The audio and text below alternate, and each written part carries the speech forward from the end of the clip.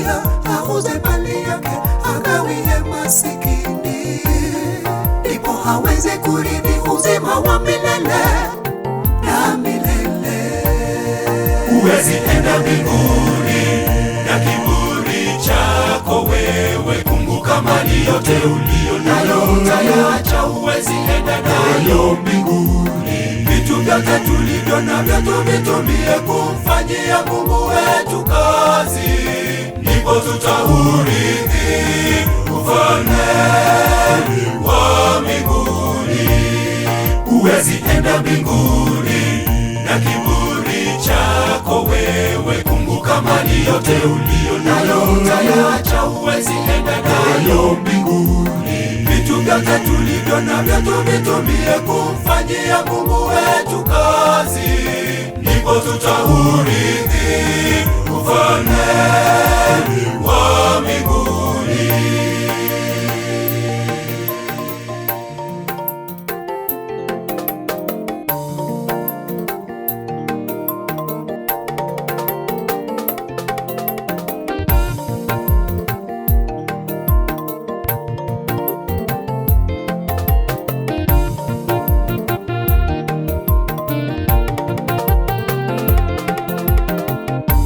Ufalme wa mbinguni ni wa wale waliojikana nafsi zao, wakabadili nyendo, wakayafuata yalo mapenzi ya Bwana. Maana kuja kwake ni karibu.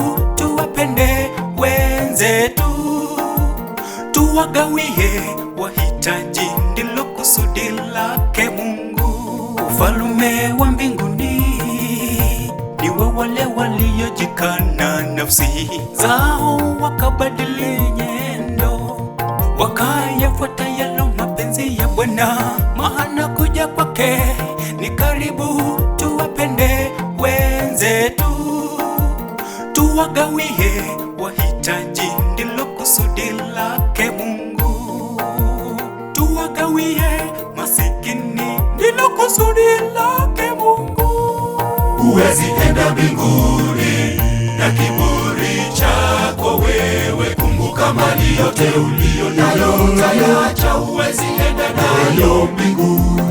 Vitu vyote tulivyo navyo tuvitumie kumfanyia Mungu wetu kazi, ndipo tutaurithi ufalme wa mbinguni.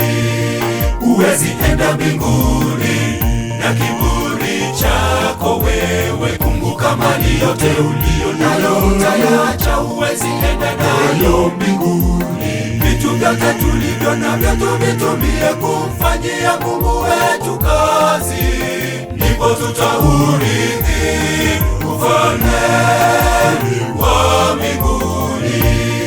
Huwezi enda mbinguni na kiburi chako wewe. Kumbuka mali yote uliyo nayo utayaacha. Huwezi enda nayo mbinguni. Vitu vyote tulivyo navyo tuvitumie kumfanyia Mungu wetu kazi, ndipo tutaurithi ufalme